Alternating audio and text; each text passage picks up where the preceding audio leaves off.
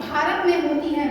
तो ये कहना गलत नहीं होगा कि एक युद्ध जितनी मौतें, एक युद्ध जितनी मौतें निस्दिन सड़कों पर होती हैं, एक युद्ध जितनी मौतें निस्दिन सड़कों पर होती हैं, जाने कितनी माताएं बिलख बिलख कर रोती हैं। हाल ही में आपने जयपुर सड़क हादसे के बारे में तो सुना ही होगा।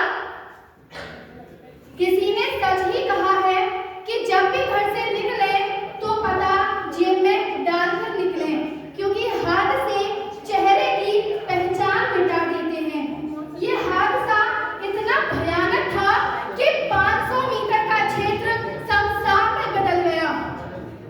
किसी का बेटा तो किसी का भाई इन्हीं सड़कों पर जिंदा ही जल गया।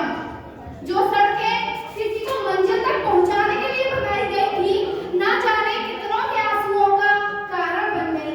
लेकिन महोदय, ये हृदय तो तब लगता है जब सड़क पर मरने वाले की विधवा की वेदना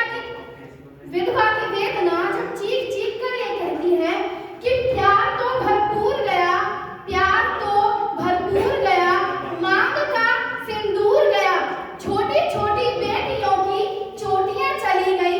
आपके लिए तो एक आदमी मरा है, आपके लिए तो एक आदमी मरा है, लेकिन मेरे घर की तो रोटियां ही चली गई।